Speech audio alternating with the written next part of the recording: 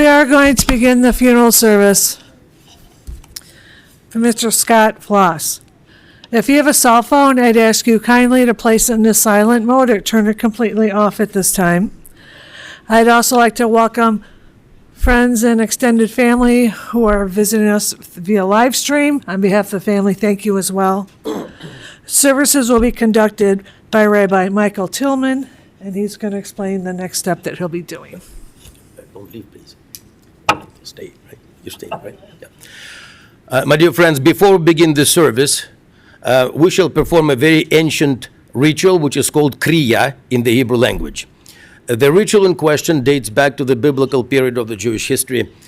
In the text of the Tanakh, the Hebrew Bible, we often find that whenever people receive bad news, including those of a passing of a loved one, they would tear their clothes and put a dust upon their head as a sign of mourning.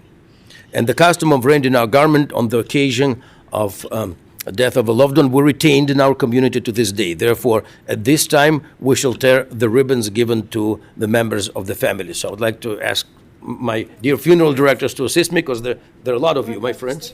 No, you remain seated, but just, if you need assistance, let me know. There is a blessing beside you. It's not to help you.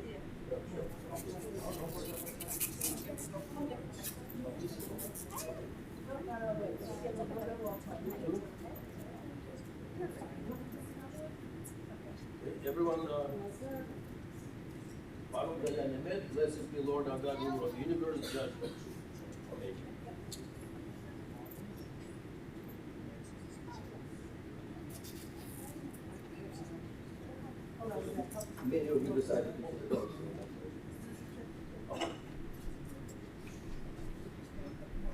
Should be something less there. We're all set with that? No. No? Okay. We'll wait.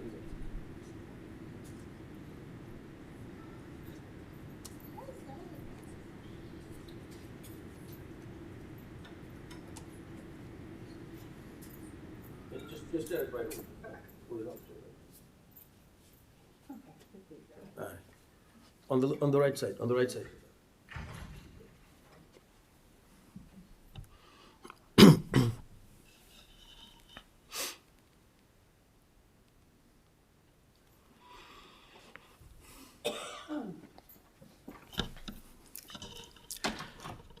"3,000 years ago, in ancient Israel, there was a great king.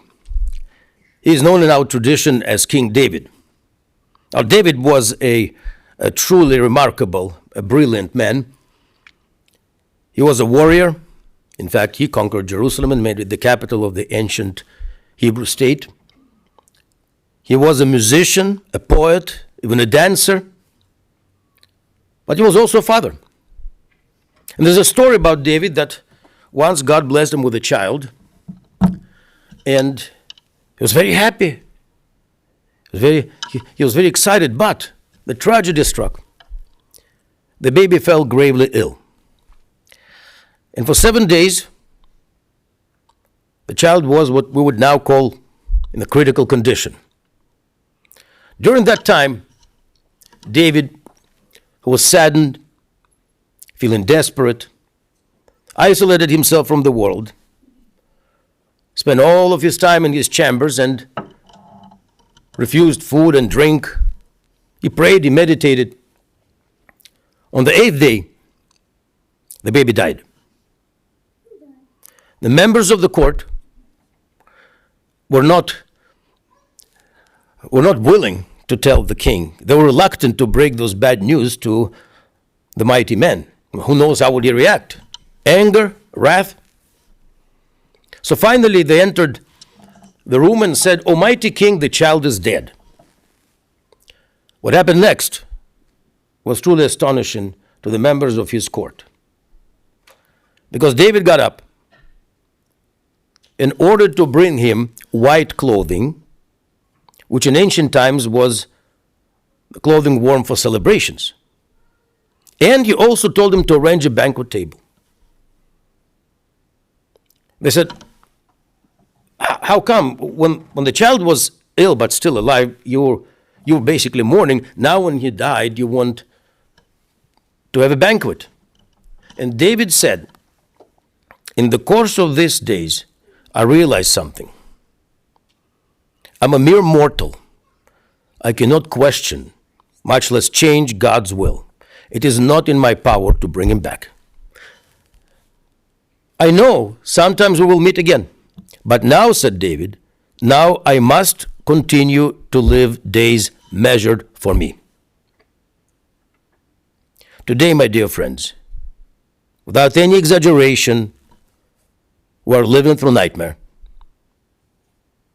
But everything ends. Nightmares do end too. This one will end. But what will remain? What will remain is that those words that King David conveyed to us through the millennia of our history. It is our duty to cherish our memory, of Scott, to honor his legacy, and, most importantly, to continue to live days measured for us. It is very painful today, but with the passage of time, the pain of loss will subside. It is normal. It should be this way. This is life. But we must continue to live and to honor Scott in all ways. In the way we treat each other and treat other people. Kindness. Being helpful. Being an inherent part of our community, like Scott was. And of course, having a good time. Playing our music loud. I was not joking. If you play Black Sabbath, play it loud, or don't play it. There's no point. Right? Doing great fireworks, not just fireworks, great fireworks. And yes, sometimes pulling a prank on each other in a good way. All those big things and small things, they're all very important. And so today we mourn. Today we're here to support one another, and first and foremost to support you, my dear friends, Scott's immediate family. But we're also here to make our first step on the path of healing. According to our tradition, when King David lost his child, he wrote this very famous psalm known as Psalm 23. And many of you know this psalm. Some of you might know it even by heart. I venture to guess that Christian folks know it by heart. The Jewish folks do not. Again, it's still mystery to me. Why is it? But that's been my observation. So, if you remember the words of the psalm, you will know that in spite of that background, which is as tragic as it gets, it's not sad. The psalm is not sad. You can feel the pain of the author through those words, but he is very positive. He affirms the idea that God is the source of our strength. The Lord is my shepherd, says King David. He was from the family of shepherds, hence the imagery. God is the source of our strength. But also let us remember, this is not a figure of speech. This is not a nice thing to say. This is not a metaphor. God's support manifests itself through a very specific phenomenon in this world, through our support of one another. You know why? Because God is not in heaven.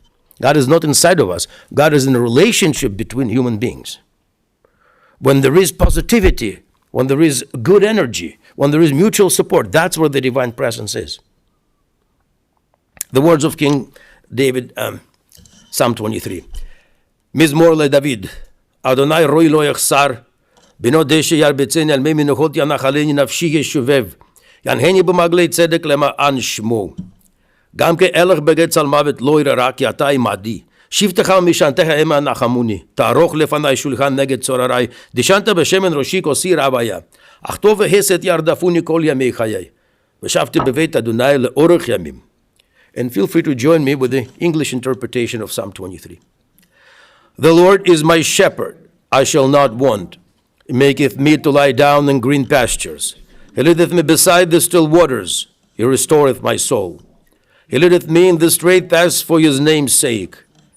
Yea, though I walk through the valley of the shadow of death, I will fear no evil, for thou art with me. Thy rod and thy staff, they comfort me. Thou preparest a table before me in the presence of mine enemies. Thou hast anointed my head with oil, my cup runneth over. Surely goodness and mercy shall follow me all the days of my life, and I shall dwell in the house of the Lord forever. The soul of our dear Scott is now with the Almighty One, but he'll also continue to live here on earth in our hearts, in our minds. So let us remember Scott. Let us remember the good man. And that is really the way I define him for myself after I had a wonderful opportunity to speak with Michelle and with the girls, with the ladies, sorry. Ladies. I want to be proper. He was a good guy. That's how I define him. And you know what? It sounds simple, but I'll be very truthful, and I think you will agree with me. While it sounds simple, there are considerably fewer people in this world whom we would wholeheartedly describe as a good guy than we would like to be, because this world's lacking in kindness, in honesty, in integrity. Scott was one of those people who had honesty, integrity, kindness. He genuinely loved people. You know how I know that? Well, and thank you for sharing it with me. Wherever you would go with Scott, no matter where, any place in the Chicagoland, for example, there'll always be somebody who would remember him from somewhere. Well, if you met Scott, you remember him. You won't forget him, right? So you go somewhere and somebody, I remember 5 years ago, whatever. Everybody knew him. There'll always be somebody who didn't know who he is. Why? Because, again, he was genuine, he was real. That's why you remember people like that.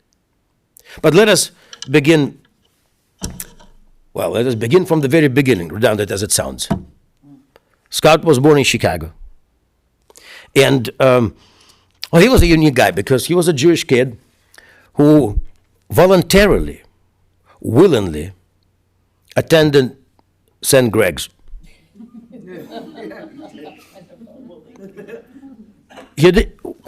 Lynn said he wanted to go there.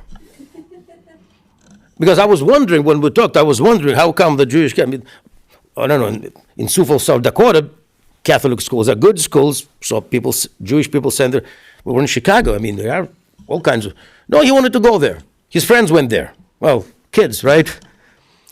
And usually when you send a Jewish guy to the Catholic school, the Catholic education is, I must commend it, it's a very good quality education when it comes to general education.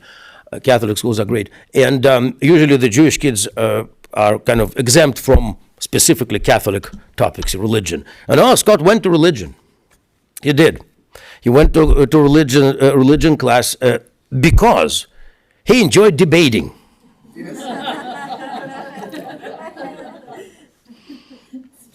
He enjoyed debating. He goes, but hey, listen, it's a very interesting. He was interfaith dialogue was a very early on. A part of Scott's life. In general, I got to make this remark. He never went to college, but he was a smart guy. He knew a lot. He really was a smart kid. Well, eventually he transferred and graduated from Sullivan. And following his studies in school, Scott joined the Navy and served our country for 3 years. Scott was a true patriot of the United States of America. Not only because he served our country, because of his views too, But he was patriot not in words only, in deeds as well. And by his valiant service, he made his contribution to the safety and security of the American people. And for that, we are ever grateful to him. I'm saying that as the father of the officer of the U.S. Army. We thank Scott for your service. Now, while in the Navy, Scott was in the Navy, but he was an airplane mechanic, so obviously for naval aviation. Navy has its own Air Force. And because he acquired those mechanical skills, when he went to the civilian side of life, transferred back to the civilian side of life, he became a car mechanic. And he enjoyed 35 years of career in Rogers Park and the Fair Complete Car Care.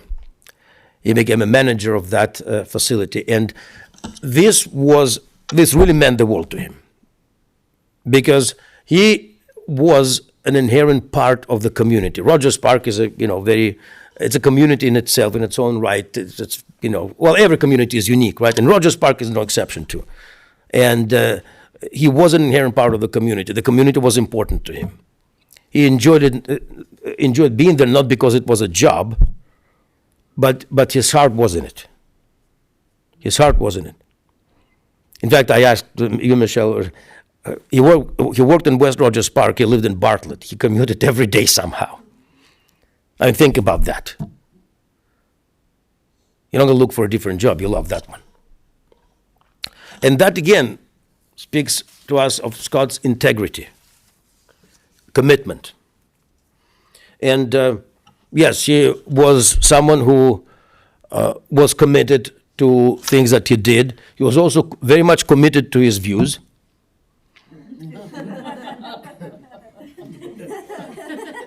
If he held an opinion, he stayed there.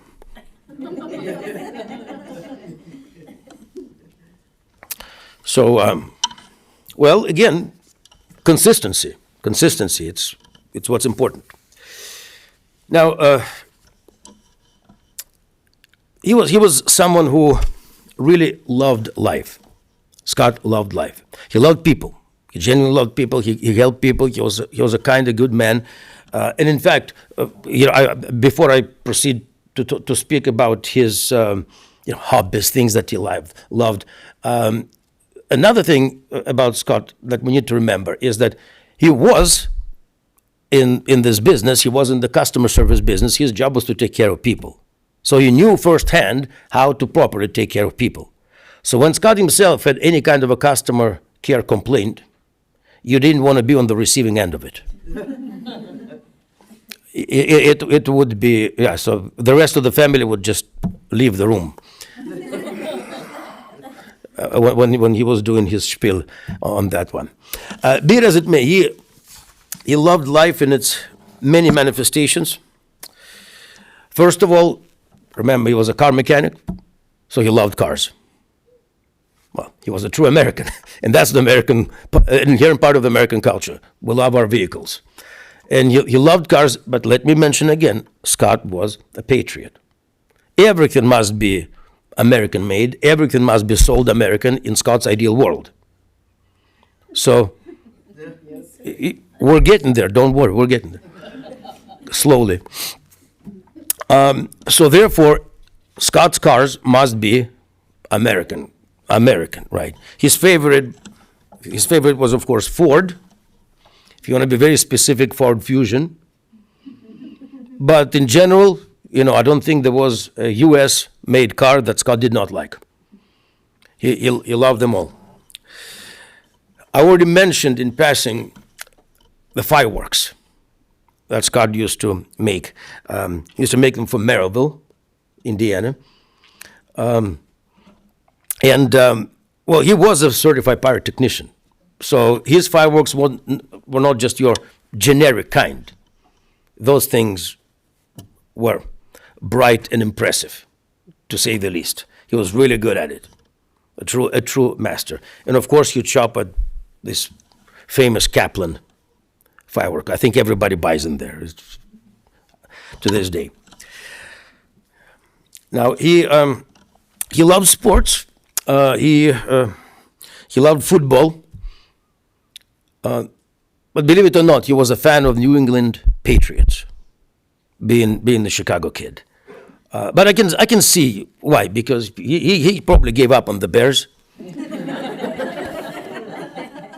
Because you can love them as much as you want, but eventually you get frustrated when by October 1st you're already discussing the next season. So he got tired of it. He wanted to support the team that really plays. And Tom Brady, when he was there in New England, they did play, so he was a big fan. Baseball, well, as you know, in Chicago, we do have a big division. I wouldn't even say a cultural division, it's probably a religious division between two parts of Chicago, Cubs versus White Sox.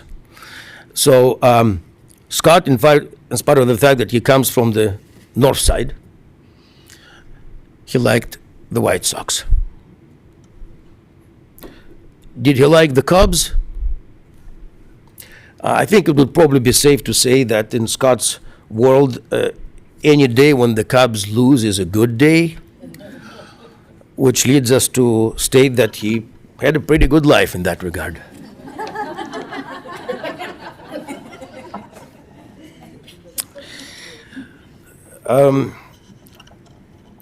He was a Jewish boy, and like all Jewish boys, he liked food.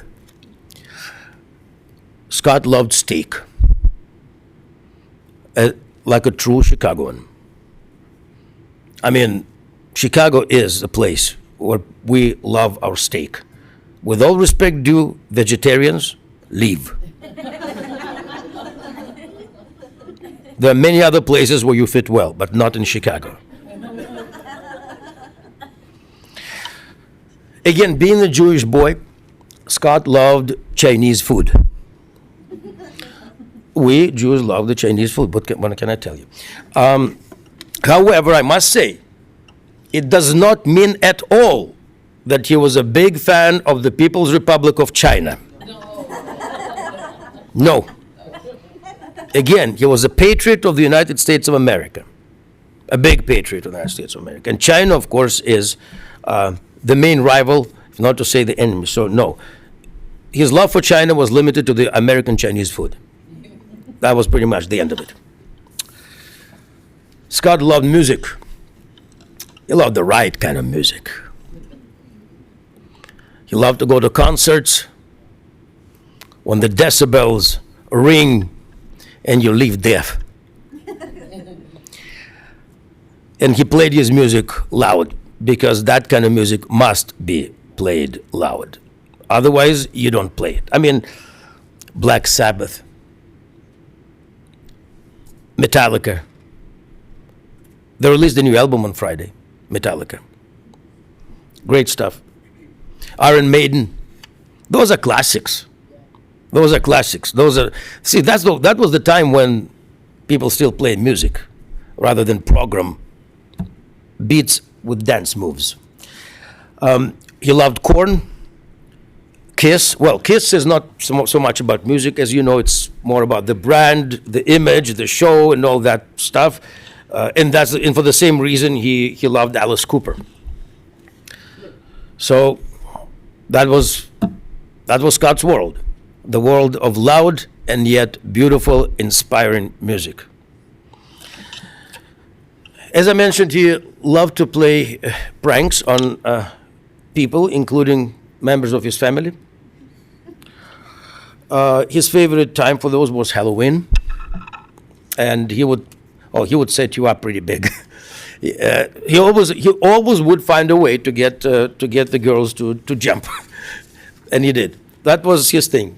It was a these were good-hearted pranks, but again, those were pranks. He had a good time. That was his sense of humor.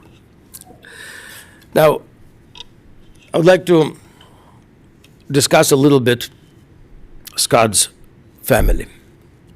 Family was hugely important to him. He was a loving son of Jerry. May his memory be a blessing. His wonderful mom, Lynn. And he has siblings. So the list is long, so I'm going to,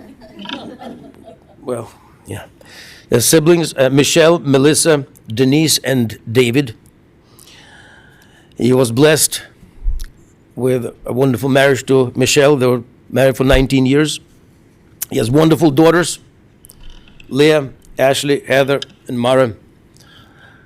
He was rightfully proud of his girls. They're really, really wonderful. I very much enjoyed our conversation the other day, and I know Scott was proud of you, would have been proud, and you'll make him proud. Now, Leah is married to Tristan. Ashley is married to Billy. Heather is engaged to John. And Scott was blessed with grandchildren, Lincoln and Onyx. Oh, these are the two guys, right? Yeah. Both stepped out for a little while because they got tired of the rabbi speaking, which is very understandable. And also he has, as the family likes to put it, two bonus daughters, Isabella and Deanna.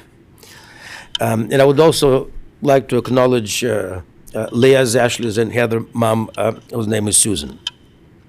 At this time, my dear friends, we shall continue reflecting on Scott's life, celebrating Scott's world through the thoughts and reminiscences of his loved ones.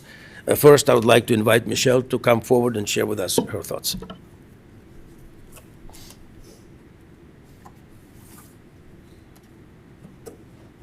Thank you.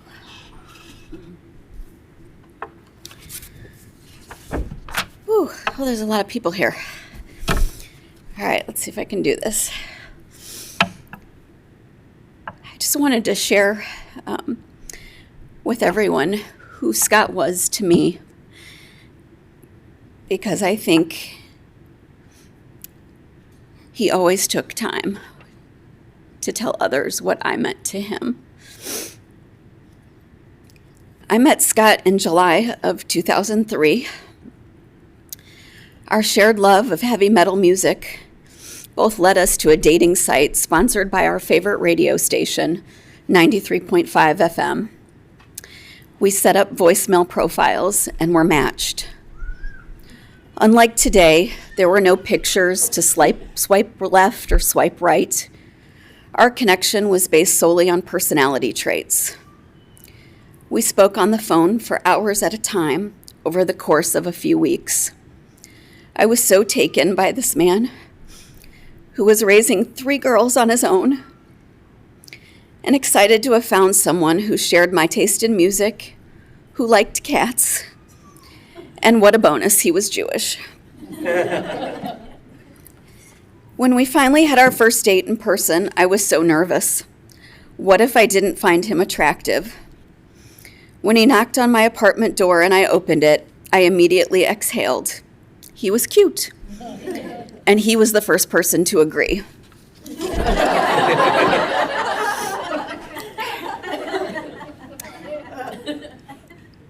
In August, we would have celebrated our 19th anniversary.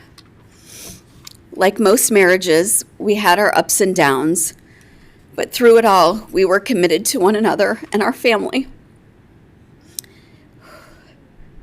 Scott loved me with a ferociousness that I never quite felt deserving of.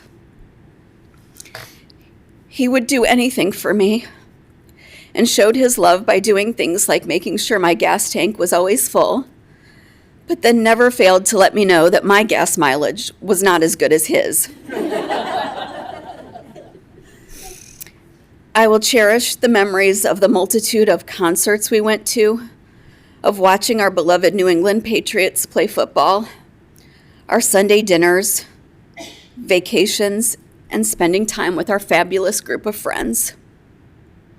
I am so proud to have called him my husband. He was a good man who would help anyone in need. He cared deeply about his customers and operated with the utmost integrity in the workplace. He could literally do anything, and he was my rock. I've been so blessed to have had these 19 years to be loved by him, to have been accepted and loved by his amazing daughters, and to have had our own beautiful girl. I will miss him so very much and hope with all my heart that one day we will meet again. Thank you. Thank you.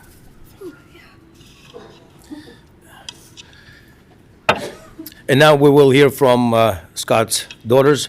So I'd like to invite Leah, Ashley, Heather, and Marah. You want to come up too? Yeah, come together. Yeah.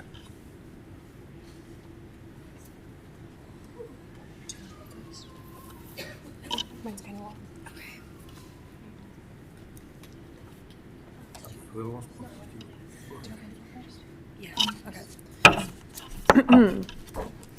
Well, to those of you who have not met me, I'm Scott's daughter, Heather.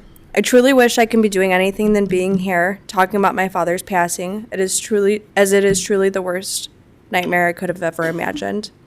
My father meant the world to me. My dad's sole mission in life was to raise strong, independent young men, which he accomplished. And he was madly proud of all of us. He believed in his daughters and thought we could handle anything, from building a patio to fixing a sump pump.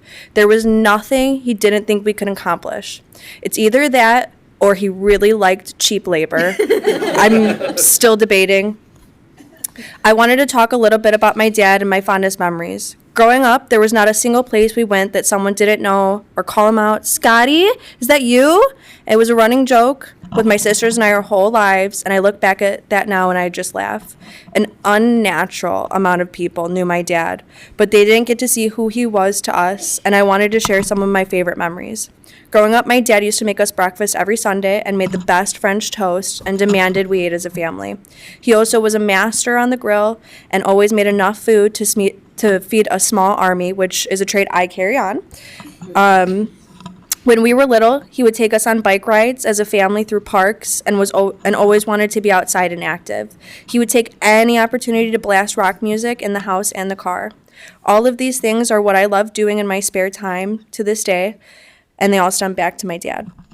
My dad was also a ladies' man, like I've never seen before. Women flocked to him, and it was so embarrassing having a father with so much game. It was unreal. I always joke that my dad wanted a son so bad, but God knew he needed 300 daughters to teach him to behave and settle down and to balance his past discretions. My dad was such a player, but he never let his little girls fall for any traps when it came to dating, and we certainly knew when the guys we brought home passed his test or not. He was not one to keep his disapproval to himself. You knew where you stood with my dad on anything, that's for sure. My dad was a serious guy, but also a prankster who loved a good laugh. Growing up, one of his greatest joys was scaring the shit out of us. Sorry. He would laugh so hard when he pulled pranks on us that he would wheeze, and I would do anything to hear his laughter again. My dad was also remarkable at solving problems and just was a fixer. He could fix anything around the house and had such an eye, especially when it came to seeing the dings on my car, which I would desperately try to hide but was never successful. There was not a single thing he didn't know how to fix. He was just a fixer, even when it came to mending my broken heart. There was such a comfort in speaking with him. I knew I could call him whenever I needed to help fix a problem because I knew he would have the answer. If it involved my car, though, I texted first.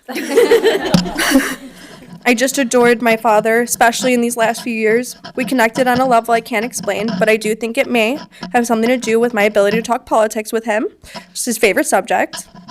I was proud to hear when people would say I was like him, and I will now cherish those sentiments. He was my everything, and I truly believe God gave me what I needed in my father in order to be whole. We went through so much as a family, and I believe we were all paired together for a reason. He was my armor against the world. I adored my father, and having his respect as well as his blessing on who my partner is was the most meaningful thing in my life. I have no clue how I would have gone without him by my side. I read recently that grief is the price we pay for love, and I feel that in my soul. We're all paying the price of having had the opportunity to love and be loved by such a great man. Thank you. The only thing I can do is to promise to carry out his legacy, which I will do in every way I can. I will buy American-made products when possible, talk shit about Chinese products when necessary, and never buy a Toyota. It breaks my heart that my dad will not see so many life events or get to meet my children. But I know he will be with me in everything I do. I will never stop talking about him and who he was, and I will carry on his legacy. I love you so much, Daddy. I'll always be your little girl. To my badass, rock-loving, ass-kicking father, you were and will always be my hero. I love you and will continue to love you until my last breath.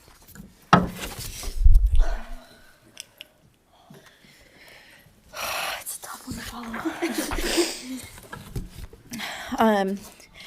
Okay. I'd like to thank everybody for joining today. Each and every one of you share something incredibly precious. The memory of our father. The amount of lives that he touched was immeasurable. Like it's already been mentioned, it's a running joke in our family that we couldn't go anywhere without somebody he knew. And then you get stuck for hours talking to them. I have some things I'd like to say, but before I do, I want to address a few things. Firstly, Dad loved each and every one of you. Secondly, if you were supporting him during his time of need, please know that you were enough, and your kindness was not lost on him. Lastly, and most importantly, there is no shame in getting help when times are hard. Dad, I hope that you found the peace you so rightfully deserve. I can only hope to live up to a quarter of your legacy. I will tell my future children that their grandpa was not only my hero, but to an entire city, and we can show them the award you got as proof. They will be in awe in you just as all of us were. I will tell them how you loved ferociously and was the best protector. I always knew that we could call on you at all hours, and should we need you, you came in like a wrecking ball. I will continue the Halloween tradition of stealing the Reese's from everyone. The grief we bear today is almost too heavy, but in time it will lessen. I find some peace knowing that you're with Grandpa talking about politics or maybe visiting Great-Grandpa Joe. Although you're not here physically with us today, your spirit is, and you live a little in all of our hearts, and you are strong in our memories. I'm honored to have been your daughter. I love you, Dan, and until we meet again, please enjoy your new role as guardian angel.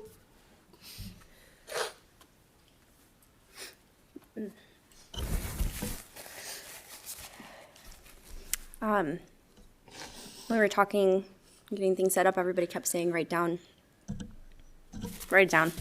and I could not. And so you're just gonna have to deal with some of my rambling, and I'm sorry about that. I don't know how we found ourselves here today, and I think it's gonna be a really hard struggle for all of us. It brings me a lot of peace to see so many people here.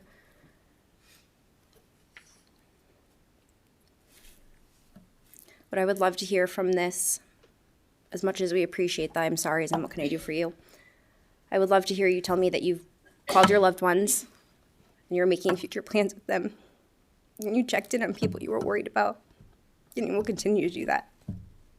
This will never make sense, but that will make me feel better. Thank you for being here.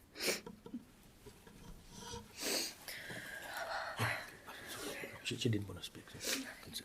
Sit down.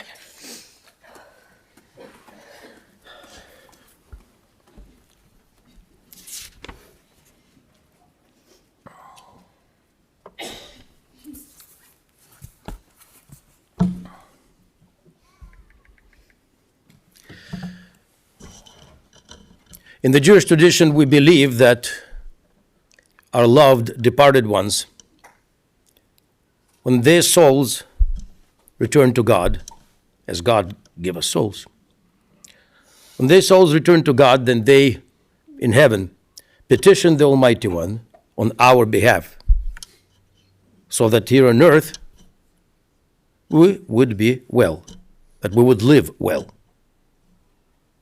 And so Scott's soul is now with the Almighty One. And together with not only Jerry, of blessed memory, but also with other people that he respected. Cliff Burton, the original bassist of Metallica, Randy Rhoads, the original guitarist for Ozzy, Paul Deanna, the original singer for Iron Maiden. All those heroes. And for us, they are heroes. That they petition God on our behalf so that here on earth we would keep on rocking. And by rocking, I do not mean playing our music loud, not only that. To quote Sammy Hagar, there's only one way to rock. And that one and only way to rock is to rock this world by our good deeds. By making it better, by inspiring one another. That really is the whole point of heavy metal. To inspire you, so that you would be better and energized too, yes. And so, today as we say farewell to Scott, we know that this is merely a physical parting. Scott's spirit will always be with us. The inspiration to be better and to make this life better. And may Scott's memory be a blessing. Let us honor Scott's memory with a moment of silence. Please rise, and then the memorial prayer will follow.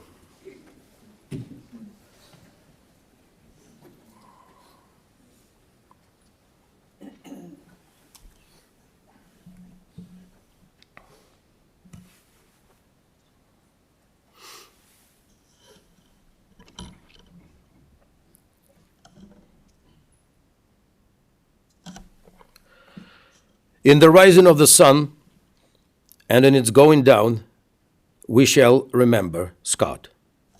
In the blowing of the wind and in the chill of winter, we shall remember Scott. In the opening of buds and in the rebirth of spring, we will remember Scott. In the blueness of the sky and in the warmth of summer, we will remember Scott. In the rustling of the leaves and in the beauty of autumn, we shall remember Scott.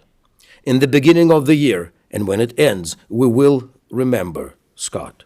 When we are weary and in need of strength, we shall remember Scott. When we are lost and sick at heart, we will remember Scott. When we have joys we yearn to share, we shall remember Scott. So long as we live, so he shall live. For he is now a part of us, and we will always remember Scott.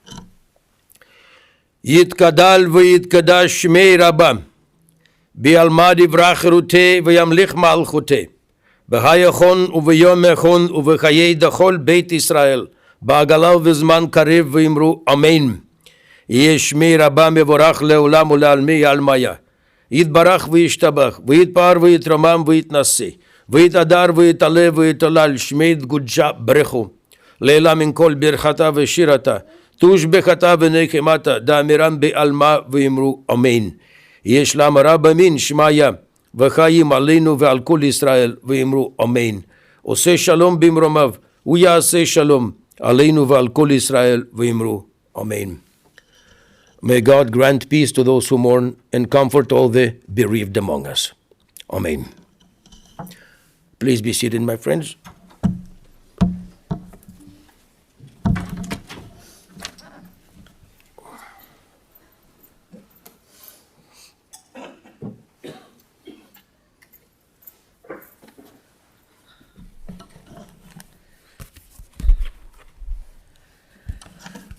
This does conclude the service here at the chapel. Shiva, or calls of condolence to sit with the family, will be across the lobby in our smaller chapel. They'll be set up a room for the... across the lobby in the chapel until 4 p.m. We are going to conclude the service with a song that Scott loved called Blackbird by Alter Bridge. So we're going to all rise and listen to the song, as Scott as well and the family are going to be escorted from the chapel into the family room. It'll be just a few moments before the Shiva begins. But if we could all rise.